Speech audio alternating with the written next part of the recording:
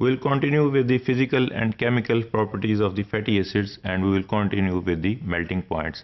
हमने पीछे देखा था कि melting point जो है ना वो क्यों कम हो जाता है कि degree of saturation of chain length तो हमने इनिशियली डिफाइन कर दी।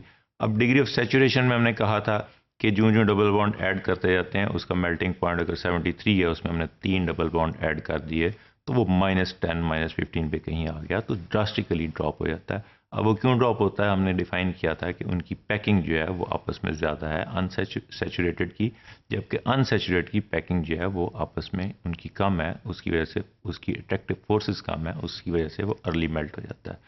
अब ये अट्रैक्टिव फोर्सेस क्यों कम हो जाती हैं, we will see in this module.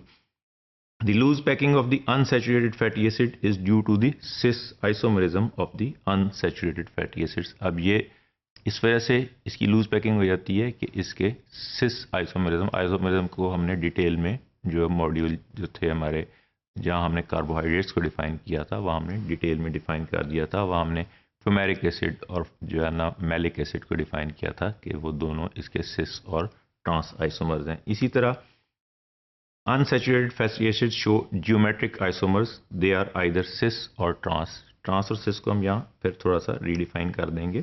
When double bonds are present, they are nearly always in cis rather than in the trans configuration।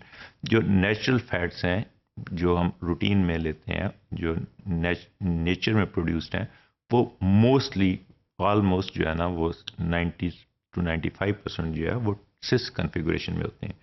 A cis configuration means that the two hydrogen atom adjacent to the double bond stick out on the same side of the chain कि जो उसकी बल्कि atoms हैं वो हमने define किया double bond जहाँ पे ऐड होगा उसके दोनों एक ही साइड पे बल्कि एंड जो है वो एक ही साइड पे जो है ना वो अवेलेबल है। इसको हम नेक्स्ट स्लाइड में हम इसकी प्रेजेंटेशन देख लेते हैं। सो अगर हम ये डिफाइन करें कि ये एक फैटी एसिड है इसके अंदर this is unsaturated fatty acid और इसके ये हमने कहा है कि बल्कि ग्रुप्स ये एक बल्कि ग्रुप ये है और एक बल्कि ग्रुप ये है, ये मिथाइल एंड है। इसको हमने ओमेगा के साथ भी डिफाइन किया था अगर हम नॉमेनक्लेचर में जाएंगे। ये कार्बोक्सिल एंड है। यहाँ पे हमने डबल बॉन्ड ऐड कर दिया उसकी वजह से इसके हाइड्रोजन दोनों नीचे चले गए और ये बल्कि एंड्स ऊपर चले गए। अगर ये बल्कि एंड्स एक ही तरफ हैं तो हम इसको सिस कॉन्फ़िगरेशन कहेंगे, लेकिन अगर ये बल्कि एंड एक साइड पे ये वाला चला गया 7 और एक 8 जो है ना कार्बन इस साइड पे चले गए और 5 और एक 6 कार्बन इस साइड पे आ गए, ये दोनों बल्कि एंड एक ऊपर चला गया और एक नीचे चला गया। तो ये जो है एक अगर ऊपर जा रहा है और एक निचली तरफ है तो this is the trans configuration. Cis configuration leads to kink. अब ये सिस कॉन्फ़िगरेशन आएगी तो यहाँ किंक आ जाएगा। अगर ये स्ट्रेट चेन है तो उसमें सिस डालेंगे थोड़ा सा किंक होकर ये इस तरफ पे स्ट्रेट हो जाएगी जिसको हम नेक्स्ट फ्यू स्लाइड में डिफाइन करेंगे। विच काजेस लूज पैकिंग। अब ये किंक आ गई तो उससे पैकिंग लूज हो जाएगी। पैकिंग लूज होगी तो उसकी वजह से जो है ना वो दूर दूर हो जाएंगे और उसकी वजह से जो है टेम्परेचर जो मेल्टिंग टेम्परेचर जो है वो लोअर डाउन हो जाएगा। This is again the diagrammatic presentation के हम देख रहे हैं इस तस्वीर में भी कि ये सिस फॉर्म है। यहाँ पे वी कैन सी हियर ये जो है ना यहाँ पे हम देख सकते हैं कि ये सिस फॉर्म है। इसके हमने कहा बल्कि एंड्स दोनों जो है ना वो एक साइड पे हैं और ट्रांसफॉर्म के अंदर ये हाइड्रोजन इधर है। तो जो इसका अगर हम इसकी एंगल देखें तो ये 120 डिग्री एंगल पे जो है ना यहाँ से ये थोड़ा सा किंक आ जाएगा, जबकि इसका एंगल जो है वो अराउंड 110 डिग्री है। तो सिर्फ 10 डिग्री एंगल चेंज होने से इसकी थोड़ी सी किंकिंग होने की वजह से इसकी आपस में बॉन्डिंग जो है वो डिफरेंशिएट हो जाएगी, कम हो जाएगी और उसकी वजह से इसकी मेल्टिंग पॉइंट चेंज हो जाएगा। इन अनसैचुरेटेड फैटी एसिड्स अ सिस डबल बॉन्ड फोर्सेस अ किंक इन दी हाइड्रोकार्बन चेन के उसके अंदर थोड़ा सा जो अगर ये सीधा हाइड्रोकार्बन चेंज है तो जब इसके अंदर एक डबल बॉन्ड ऐड होता है अनसैचुरेशन होती है तो ये थोड़ा सा किंक हो जाएगा। अब ये किंक होगा तो हमने पिछले मॉड्यूल में देखा है कि वो थोड़े थोड़े दूर होने शुरू हो जाएंगे। जब वो दूर होंगे तो उनकी पैकिंग कम हो जाएगी, उनकी हाइड्रोफोबिक और डिफरेंट इंटरेक्शन जो है आयोनिक इंटरेक्शन वो कम हो जाएंगी। जब आयोनिक इंटरेक्शंस कम हो जाएगी तो उनका मेल्टिंग पॉइंट उसको तोड़ना अलग अलग करना ईजी हो जाएगा तो उसका मेल्टिंग पॉइंट ड्रॉप कर जाएगा। दिस इज़ अनदर डायग्राम कि इसमें भी हम देख सकते हैं यहाँ पे कि ये जो है ना सिस फैटी एसिड है, यहाँ पे ये किंक आ गया, ये थोड़ी सी यहाँ पे टेढ़ी होगी यहाँ से जहाँ डबल बॉन्ड आया, जबकि ट्रांसफॉर्म में जो है हमने कहा था कि बल्कि एंड एक ही तरफ है, एक हाइड्रोजन इधर आ गई एक इधर आ गई और यहाँ ऑलमोस्ट स्ट्रेट चेन आ गई और इसकी वजह से इसके फैटी एसिड की जो है ना मेल्टिंग पॉइंट में डिफरेंट हो जाएंगी। Fatty acid with such kinks cannot pack together as tightly as fully saturated fatty acid, resulting in weak interactions with each other। कि जब ये हम saturation कर देते हैं उसके अंदर जो है ना सैचुरेटेड जो है ना वो बड़े करीब करीब होके आपस में करीब करीब जिस तरह हमने देखा था स्ट्रेट लाइन में जुड़ जाते हैं, उसके अनेक इंटरेक्शन बढ़ जाते हैं। लेकिन जब हम इसमें अनसैचुरेशन करते हैं इसमें बॉन्ड्स ऐड हो जाते हैं, या इसी तरह अनसैचुरेटेड फैटी एसिड जिसके अंदर बॉन्ड्स ऑलरेडी एडेड होते हैं नेचुरली, उसमें किंक्स होती हैं, किंक्स की वजह से उनकी इंटरेक्शंस जो है ना वो डिक्रीज हो जाती हैं, उसकी वजह से उसका मेल्टिंग पॉइंट रिड्यूस हो जाता है।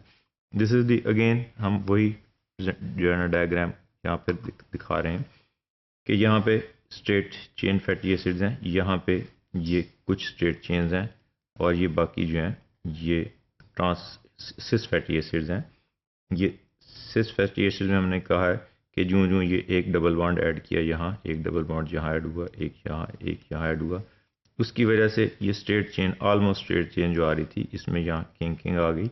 ये किंक होने की वजह से ये आपस में ये दूर हो गए, ये दूर होने की वजह से इनकी ये फासला बढ़ गया, इसके आयोनिक बॉन्डिंग डिफरेंट जो है आपस में है इनकी वो रिड्यूस होगी और उसकी वजह से उसकी melting point is reduced. In practice natural acyl glycerols contain a mixture of fatty acids tailored to suit the functional roles। के प्रैक्टिकली हम क्या कहते हैं कि नेचुरल acyl glycerols जो हैं वो मिक्सचर ऑफ फैटी एसिड हैं, उसमें कुछ ट्रांस हैं कुछ सिस हैं और वो इस तरह बनाए जाते हैं कि उसको हम जिस तरह मार्जिन बनाते हैं, हम डिटेल में उसको डिस्कस करेंगे मार्जिन कैसे बनती है, तो उसको हम टेलर करते हैं अपने अकॉर्डिंगली जैसे हमें चाहिए होते हैं, हम उसको उस तरह बना लेते हैं with the addition of double bonds and with the formation of trans and cis configuration।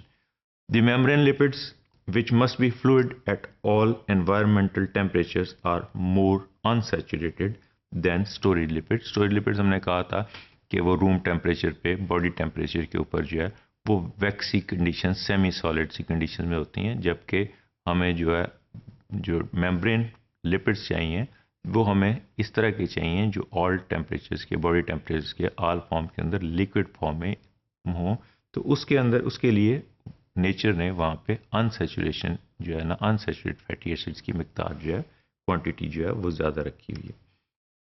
This is again the diagrammatic presentation कि हम यहाँ देख सकते हैं कि ये ऑयल है अनसैचुरेटेड फैटी एसिड्स का से फॉर एग्जांपल कि ये कॉटन सीड ऑयल है, तो इसके अंदर पॉली अनसैचुरेटेड फैटी एसिड्स हैं, उसकी वजह से ये हम कहते हैं इसके ऊपर ग्लिसरॉल अगर लगा हुआ है तो ये उसके साथ फैटी एसिड हाइड्रोकार्बन चेन है, या अगर ये मिथाइल ग्रुप है ये कार्बोक्सिल ग्रुप है तो इसकी ये मिथाइल ग्रुप्स हैं, ये हाइड्रोकार्बन चेन लगी हुई हैं।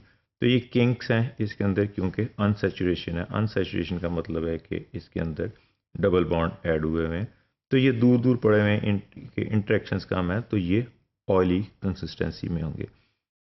जब आप इसकी हाइड्रोजनेशन कर देते हैं तो ये डबल बॉन्ड्स यहाँ से निकल जाते हैं और जो है ना हाइड्रोजन इसमें ऐड कर देते हैं।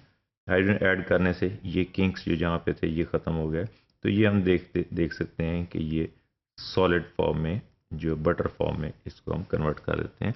ये दिस इज़ दी टेलरिंग कि हम अपने अकॉर्डिंगली इसको टेलर्ड कर लेते हैं कि इसकी हाइड्रोजनेशन और डिहाइड्रेशन करके अकॉर्डिंगली जैसा हमें फैट चाहिए और जिस कंसिस्टेंसी में चाहिए हो उस पर हम ले आते हैं for formation of soaps and edible margins and different other fats and different other, जिस तरह हम घी डिफरेंट किस्म का बना लेते हैं, जिसकी जैसे मैंने एग्जांपल दी थी डालडा ऑयल की कि हम डालडा के तेल को हम कॉटन सीड ऑयल को हाइड्रोजनेट करके उसमें ऐसे फैटी एसिड इंट्रोड्यूस कर देते हैं जिससे उसकी कंसिस्टेंसी जो है वो जैसी हमें चाहिए होती है वैसी बन जाती है।